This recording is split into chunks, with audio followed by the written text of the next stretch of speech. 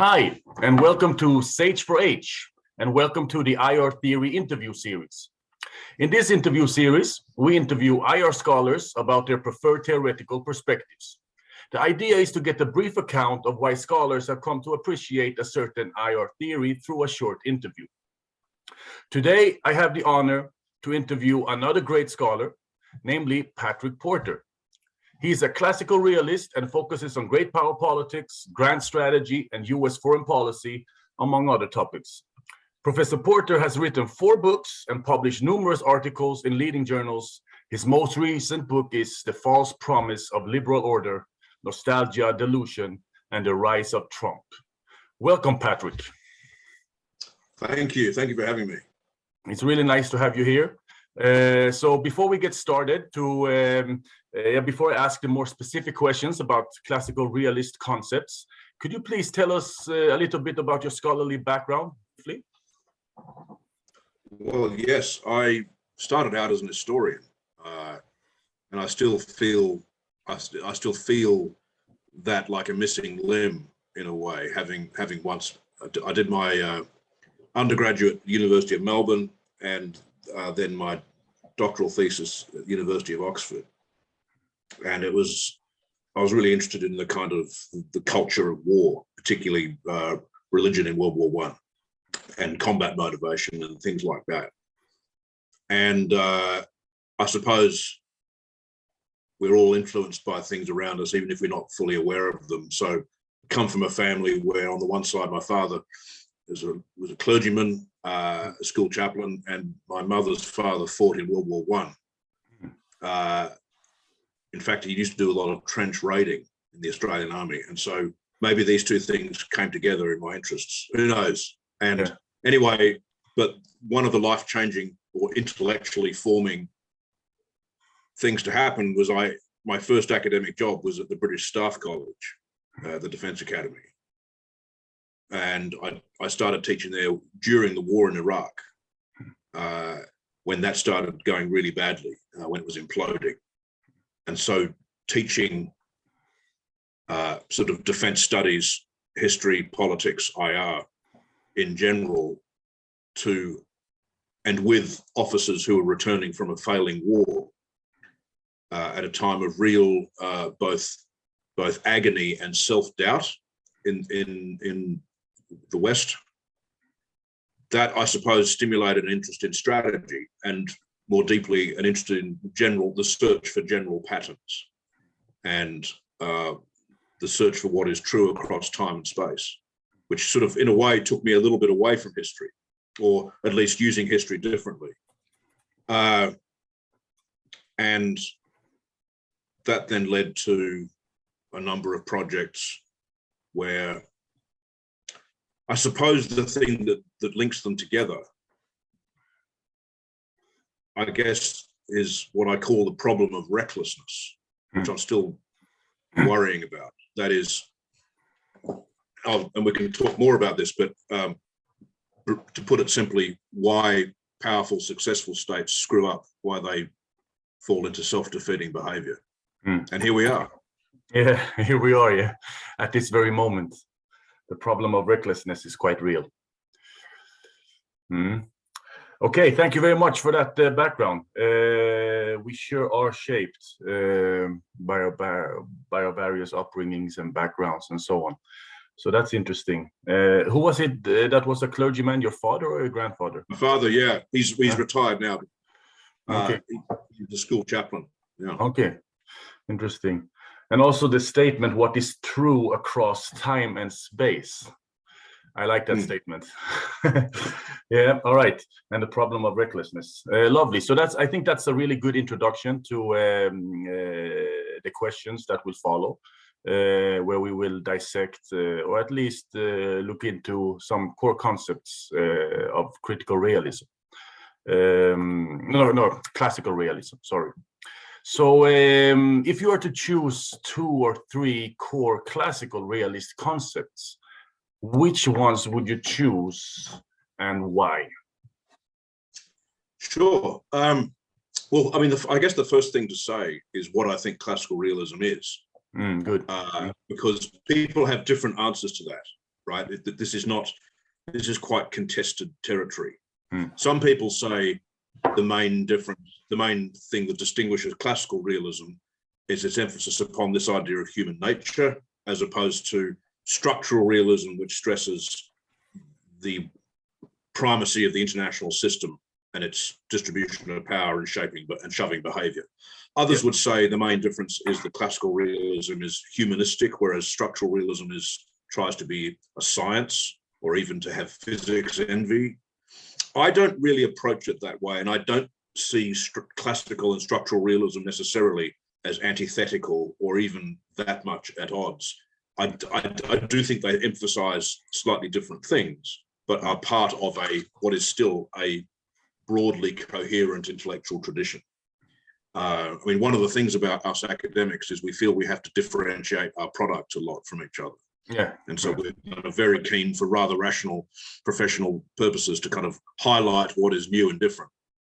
But for me, there are a number of important emphases that classical realism, the likes of Thucydides or Machiavelli or E.H. Carr or Hans Morgenthau, there's a number of things they stress which can sometimes be underplayed. One of which is the emphasis upon the way in which, in a ruthless world, just trying to maximize one's power can become self-defeating if it's done in an imprudent, reckless way. And that how one power maximizes can be decisive to the life or death of your state. And so a greater sensitivity to how polities can wreck themselves, but which is also a puzzle, right? Because realists broadly expect most states that want to survive to behave in more or less rational ways most of the time. And most of the time they probably do. Most countries in the world are not running around invading others, selling the farm. So, but it does become a bit of an intellectual puzzle when they do something which appears to be stupid. Yeah. Hence the current massive debate about whether Vladimir Putin is mad or on drugs, or whether he has Parkinson's or something. That there's this kind of problem of this idea of insane or unstable behavior. So the classical realism, thinking of, for example, in Thucydides or in Herodotus, the way in which they are very conscious of crossing the boundaries of limits. So when the Persian Shah crosses the Hellespont, tries to cross the Hellespont and invade Greece and effectively become the world conqueror, and he builds a pontoon bridge, and the wild waters destroy the bridge first time around. So he has the water flogged, whipped, because it won't submit to his divinely appointed power. So hubris as a problem. And one thing I'm sort of writing about and trying to write about is the paradox that whilst realists, we realists do advise states to pursue power, the successful pursuit of power can then destroy you if it's not coupled with a kind of sense of self-restraint and a sense in which one is actually unexceptional. You are not special. There is nothing exempting you from the fall. So that's one thing. Second thing, and I suppose I picked this up really partly teaching at the staff college, is, and this is not something that structural realists would necessarily disagree with, but a greater sensitivity towards the chaotic danger of war itself. I mean, one thing about international relations in general is we do care about wars, but we mostly debate how they start and how they end. A lot of us are not particularly interested in the process of war, the internal unfolding and the violent process of it all. And I guess something that classical realists are frightened of is the way in which once you roll the iron dice, all sorts of unpredictable things can happen. The very fact that you have a war is because there's uncertainty about your respective strengths. So there's a kind of, you're going into the unknown. I think Thucydides uses the kind of nautical metaphor of you're launching into the deep. And, or even if you read Geoffrey Blainey, who I wasn't self-consciously a classical realist, but in some respects a very realist book on the origins of war, where wars happen because there's a lack of a clear hierarchy, but then there's instability. But because there's instability, you don't really know. And so you go to war in a sense to find out or to change the distribution of power. But that opens the way to all sorts of hazard, accident, contingency, hubris, etc. And so that then leads to a much more kind of macro point that the wisest form of realism advocates being constantly prepared for war. In fact, you look at international life as a continuous preparation for it, whilst also being conscious that it can destroy you. And prudent war avoidance, deterrence, and great caution about things like war aims, the limits of power, the alignment of means and ends. Again, there's nothing here that John Mearsheimer or Joseph Parent or Randy Schweller would disagree with, right? It's not, but what they tend to emphasize is the need to power maximize as you compete for security in a state of anarchy. And so I guess classical realism helps to open that box up a little bit more. Because power maximization has to have an element of restraint in it. And the last thing, and this in a sense is a more overtly political commitment, is classical realists more explicitly talk about what statecraft is for, beyond survival, beyond physical survival, right? I mean, obviously physical survival is the baseline. As John Mearsheimer says, if you don't survive, you cannot prosper. But then classical realism adds a rich layer about, well, why is it important to survive? What are we defending? And I was always struck by this strange mixture in Machiavelli between the kind of ruthless, unapologetic statecraft of being willing to do, the prince being willing to do terrible things you wouldn't do in your private life because it's necessary for reason of state. But at the same time, his passionate sort of idealism about the Florentine Republic, that we're not just defending a state of any kind to be well fed and rich. We're actually trying to defend liberty. We're trying to defend a certain kind of constitutional order at home. And so there is this very demanding, maybe impossible expectation that statecraft is that you build up a virtuous republic at home. But when you walk out there into the kind of hinterland, the wild, unforgiving world of international politics, there's a different kind of morality. So there's three things to start with: recklessness, wildness of war, and a kind of idealism under the bonnet. Interesting. Thank you very much for that elaboration. Where to start? It's interesting. So you emphasize the importance in some, you say the problem of recklessness, but it could also be viewed as, or we can restate it as, the importance of prudence in statecraft, right? And you formulate this as a puzzle. So in some sense, we expect rationality as realists, but we observe from time to time recklessness. So in terms of the logical structure of a puzzle, why X despite Y, so why recklessness despite rationality. So in some sense, the first is really a puzzle that can guide statecraft, or that can guide scholarship. You also mentioned hubris, recklessness, and in some sense, these are, we could perhaps add other vices, like let's say greed. Like greedy states is a concept that is sometimes found in classical realist literature. And to connect to what you mentioned in the beginning, that there was some kind of search for what is true across time and space. Would you say that these represent vices that are true across time and space, that will always be part of human nature and that we can never escape and hence never solve or never arrive at the liberal utopia, so to speak? In a word, yes. I mean, it's interesting.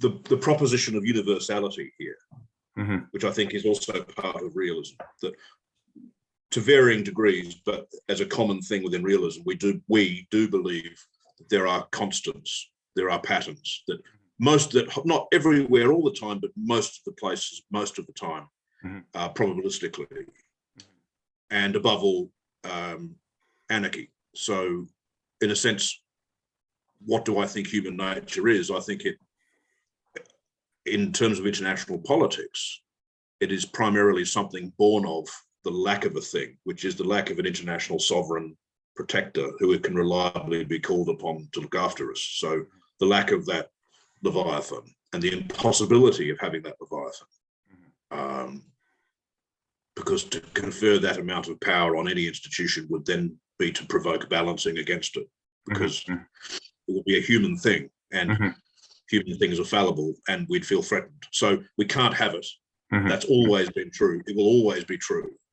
And so our human nature, in terms of our collective human nature as entities acting on the world stage, must forever be conditioned by that. But over the past few years, I've two books in particular really did ram home for me the universal point. Was one of the criticisms of realism, one of the many criticisms of realism, is that it's Eurocentric, ethnocentric, it's time-bound, it's born of a period of more or less cynical realpolitik and kind of competition between the crowned rulers of Europe, and it has this false claim to universality when really it's a historical artifact. And whereas I always thought that wasn't true, by the way. I thought that's an extraordinary condescension against, for example, medieval China, which needs no lectures from us on realpolitik, on the importance of self-help, things like that. But I got very interested in two places where this has been debated: the classical Roman history and indeed Ming China, the history of Ming China. So two books, one by my friend Arthur Eckstein, who wrote a book called Mediterranean Anarchy, and another book by Wan Kang Wang, a Taiwanese American scholar, called Harmony and War, where they both actually argued that ripping ourselves out of the current context and out of Europe for the last few hundred years, actually these concepts with some refinements more or less hold. Actually, I should also say Errol Henderson's work on realism in Africa, so that adjusting for some context, anarchy exerted its force on broadly speaking patterns of behavior. And this is obviously all very argued about, contested and everything, but it was those books that opened up the possibility for me. I think it was while we're all in lockdown, I got a chance to read a lot more. The possibility that we can have a realism which it doesn't just navel gaze into European history in the past 10 minutes, but actually is something that reflects the common experience of the species. And we can do that. In other words, while it's true that realism, like lots of IR theory, can be Eurocentric, it isn't necessarily Eurocentric in its contentions. I've forgotten your question now. Sorry, I'm talking. No. I was adding. No. I think you answered it partly and perhaps fully. But I was just saying, would you view these? Would you view recklessness? Would you view greed, hubris as human vices that transcend or that are true across time and space, and that makes a liberal utopia, so to speak, impossible because we are fallible as human beings, and that these vices are part of statecraft in international politics? I'll give a qualified answer.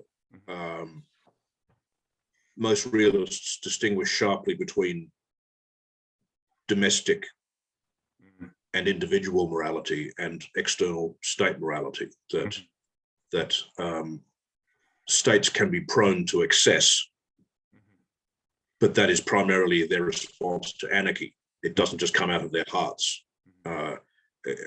So I kind of resist these very personalistic explanations of some, which is quite controversial, because some people say in order to understand Xi Jinping's China, Putin's Russia, George W. Bush's America, you have to go into their personalities, into their hearts. That obviously has to have some effect, but I think it's not the most useful answer. Most useful answer to me is the big picture of that state's position in a state of anarchy, and it's explicable primarily through that. But there is still a very strong sense of morality in the best of classical realism, which is this idea of reason of state. That it's not that it's amoral; it's a different kind of morality. It's not amoral, certainly not. And prudence, in some sense, is a moral position, right? To emphasize prudence in statecraft. Yeah, exactly. And I mean, when I'm talking about this with my students, the concrete example I try and give of reason of state in action, as it were, is Winston Churchill's decision to sink the Vichy fleet with its crew in their ships. In other words, what would be murder in private life? What would be wrong, unchristian, unethical, whatever the word is? But it wasn't gratuitous. It wasn't a gratuitous atrocity, because it's not like he said he just sank the ships. He warned them to get out of their ships. There's some sense of threshold, some sense of limits.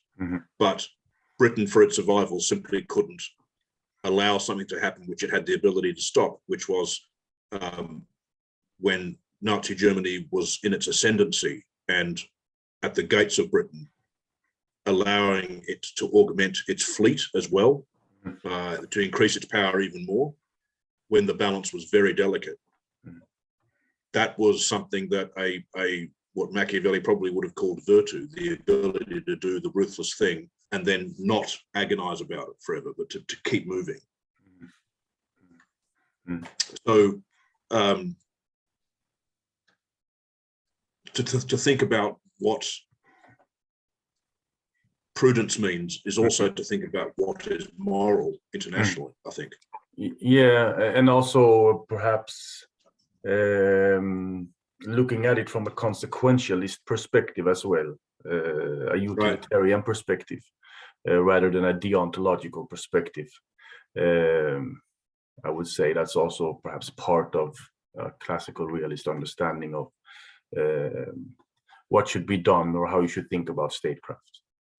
Well, indeed. I mean, if you read, and again, I think in their advocacy, a lot of more than in their scholarship, a lot of structural realists would agree with that. So if you read the advertisement taken out by a group of academics, American academics, mostly realists, not all realists, in the New York Times in October 2002, arguing against the invasion. I analyzed that one, actually. Right. Yeah. And their main emphasis is here's going to be the consequence, not this is wrong or illegal or unethical. It's this is unwise and therefore wrong because it will inflict these harms. Yeah. And human security. Yeah, no, it's true. And you can, apart from consequentialist perspectives, you can also find virtue ethics there, because you find some claims about prudence, even though they don't state prudence as a concept. You can read between the lines and then basically see that there's a statement there that emphasizes prudence in statecraft. So in some sense, there's a virtue ethics. Consequentialist arguments are there. So we have a utilitarian perspective. But even a deontological perspective, but a deontological perspective that the highest virtue of a statesman is to make sure that you protect your nation. And this is not in the national interest of the United States to invade Iraq. So it goes against that highest duty of a statesman, because you should only do things that are in line with the national interest. And if it's not, then you shouldn't do it. So yeah, no, interesting example that you brought up there, because I've actually had it in class as well. It's a very good one. It's a good advertisement, actually. All right. Thank you very much for that elaboration. Really interesting. Let's see, what do we have more here? Yeah, we have gone through the three core concepts, and yeah, in terms of policy relevance, how would classical realism inform policy? In some sense, we have already touched upon some of the issues, but we could perhaps elaborate a little further and specify. How would classical realism inform policy? I think a few things. I mean, it remains within the pessimistic tradition. So the starting point is this is a cold, hard world without any 999 you can call, and that reliably anyway. So it remains a world of self-help. It remains a world of ultimate solitude. That is, you can ultimately never truly rely on other polities to bail you out. And that means partly just looking to your own ramparts and defenses, but it also means being very wary of banking policy upon conceits that feel very good and reassuring. For example, the notion that you can underinvest in defense and security because globalization is making people more peaceful and interdependence will prevent aggression. Well, Germany's now living through the disproof of that with its trade with both Russia and China. Mm-hmm. And one of the rationalizations for a long time was change through trade. Mm-hmm. Liberal engagement. And then you get people sort of watching what's happening in Ukraine and saying they can't believe this is happening in Europe, as though Europe is inherently a tranquil place, which is not even true of Europe since 1945, actually. That there's a kind of an ahistorical amnesia about the fact that although Europe is more peaceful than it's been in most periods, for a long time after 1945, it was an armed camp or a set of armed camps. It had some very violent emergencies from Berlin to Hungary to Czechoslovakia. It lived through the agony of the Yugoslavia, the Balkan Wars of the 90s, and this kind of ongoing crisis with Russia and in the region it inhabits with unlucky weaker powers. Mm-hmm. And so ideas where whatever it is, Europe or the mandate of heaven or economic interdependence or it being the 21st century, that these things will stop bad things happening. No, the predation always returns. Conflicting interests returns. And so we can't even implicitly build our policies on that. Secondly, I'd say, and this is a hard one, but for policymakers to try and balance ruthless action with restraint, there's no easy formula, but it's part of the duty of those who lead countries to act, but it's also part of the duty sometimes to refrain from action and to be aware that inactivity sometimes can be the wisest choice as well, and that you can't defend everything actively all the time. And if you try to do that, you'll become exhausted and overstretched.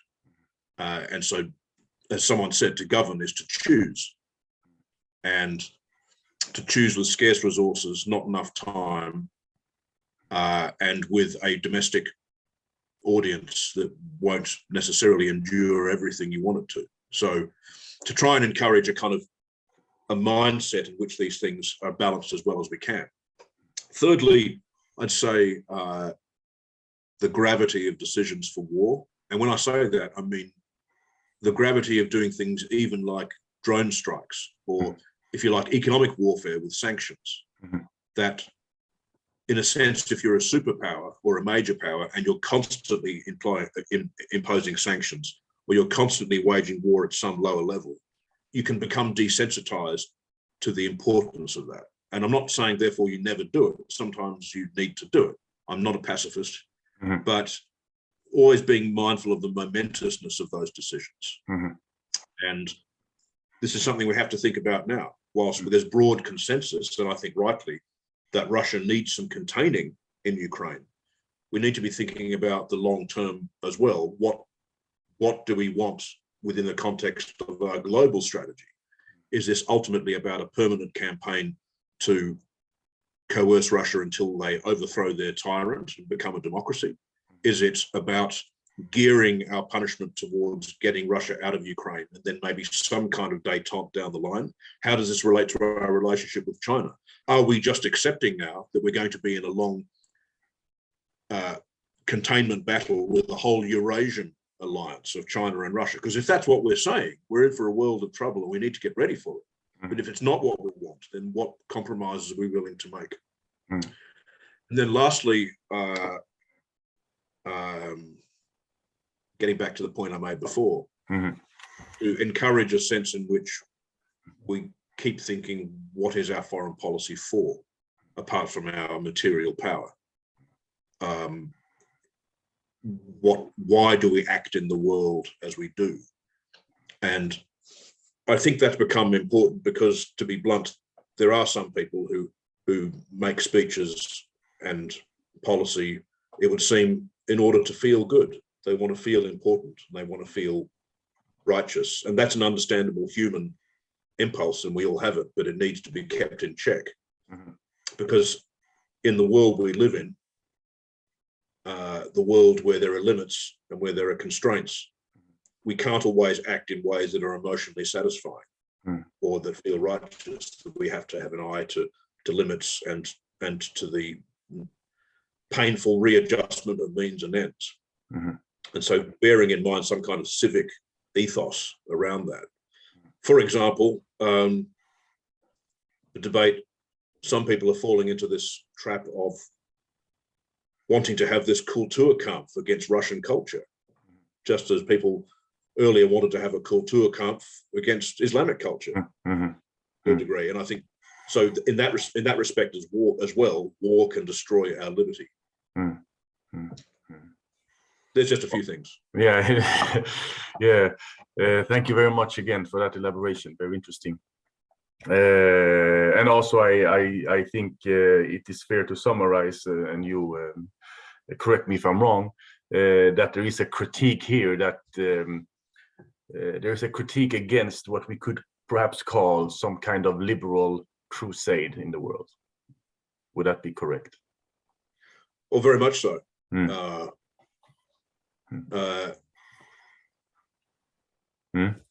I think that's right. I think it's one of the part of the power of liberalism, and to a degree we're all liberals in the sense that you and I are sitting here now freely debating ideas. Yeah, indeed, without any reasonable fear that the state will come and arrest us and throw us in prison because they don't like it. So in a sense, the air we breathe is liberal in that way. Yeah, indeed. Beyond that, liberalism can make us think that the only adequate foreign policy is one that is entirely moral along domestic liberal lines. And we can't rest until the whole world looks like that. And that's where I sort of draw my line. I say, well, no, actually, we have to accept the world as it is. And if other countries are going to liberalize, they're likely to do it at a time of their choosing in their own way. And when they do, or when they become democracies, you may not like what they do because, for example, a China or a Russia or an Iran that is responsive to the majority wishes of its people may still want some of the things we dislike about them. They still want to be great powers. Yeah, certainly. So they will not give up that ambition. Yeah. So, I mean, I don't join in as enthusiastically as some people do with wanting to critique liberalism to court, as it were, as the whole thing, because we're sort of, to be a modern citizen in a democracy presupposes a degree of liberalism, and that's okay. It's when that becomes this messianic view of the world that we can only be secure when all the tyrants are overthrown. That's when we're in real danger. Yeah, I haven't read this book though. This is your latest book, your most recent book, The False Promise of Liberal Order, Nostalgia, Delusion, and the Rise of Trump. is it possible to say something about that briefly? What is the core message of that book? I mean, after all, what we just touched upon in terms of liberalism and a liberal crusade and so on, false promise of liberal order. What is that false promise about? Well, the false promise is the idea that the West can domesticate the world to its values and create a so-called liberal order. Yeah, so it connects to the same thing. Yeah, that we live always in varying degrees in an inherently illiberal world. That world and its main constraints can't be transformed. And to some degree, the problem we're in now is partly through efforts to transform. I mean, American foreign policy and its history is a long, complex, contradictory thing. So I don't want to oversimplify. And to a degree, to be honest, I overstated my case a little. Okay. Because I was pushing back against a constant tide of opinion during the Trump era that Trump was destroying a liberal order. And this usually rested upon a rather ahistorical, oversimplified account of American foreign policy before Trump. And which was ironic because I think Trump was partly the product of attempts to transform the world in the Western image and kind of doctrinaire ideas about economic globalization, shock therapy in Russia, wars to transform and democratize the greater Middle East, and a kind of unbalanced liberal economic, liberal political economy, which resulted in offshoring of jobs, stagnating wages of the working class, creating a large legion of working poor, as well as many very, very wounded veterans communities. And to some extent, the tide of angry populism is hard to imagine without that. There are other things going on as well, of course. It's a complicated world, but I sort of wrote that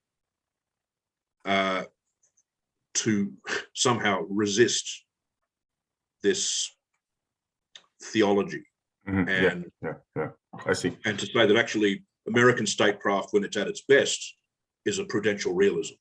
And some of the greatest things America's achieved since 1945 have been done through that. And so I kind of wanted to correct a discourse. But I mean, in retrospect, if I were writing it right now, I'd write it slightly differently. But isn't that always the way?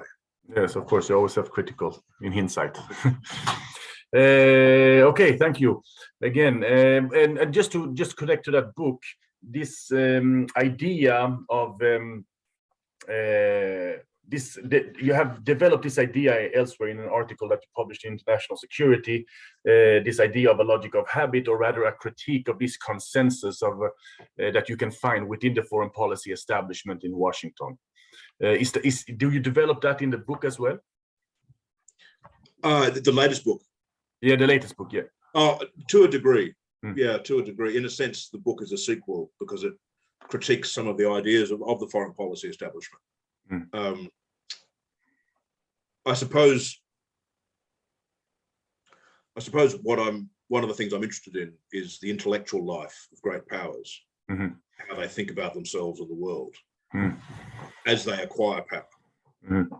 And more, I think that most great powers, as they climb up the rankings, as it were, form a foreign policy intellectual security elite of some kind, which develops a theology of why they're special and the burden that they shoulder to redeem the world and why they are different.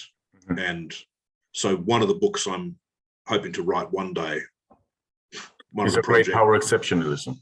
Yeah, the book is called, well, it'll be something like The International Sources of Narcissism.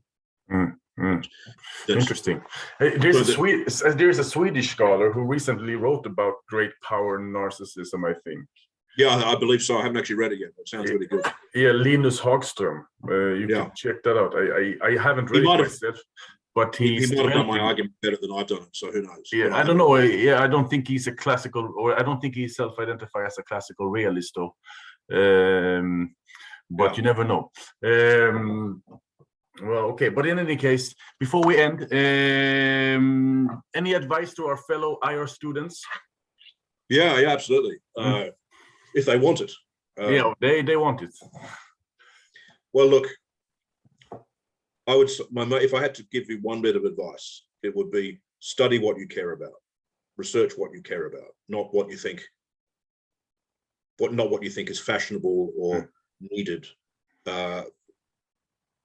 International relations obviously has a long history, but it's quite a new thing as a self-conscious discipline. IR departments, IR theory, the study of it is quite recent in our history. And that, if you just pause it for 1 second. Yeah, it's fine. Hang on.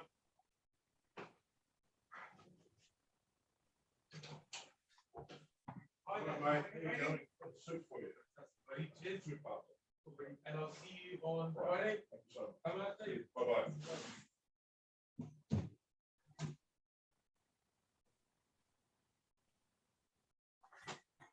Sorry. Yeah, no, okay. I actually the last part again. You know, I didn't pause it. I just had it. I just let the video go. So if you want me to cut it, I can cut it. Otherwise, I just keep it. I'll do that answer again. Yeah. So my main advice, if anyone wants it, is to study what you care about. Do what interests you. Don't sit there doing what you think others want you to do. In the main, I mean, these things are difficult because we also want to get a job, and we also want to get along and it's easy for me as a tenured academic to say this. So this is just a general principle that it's better to do what you care about. And international relations is a relatively new discipline. It's an old field of study, but as a self-conscious academic discipline, it's quite new.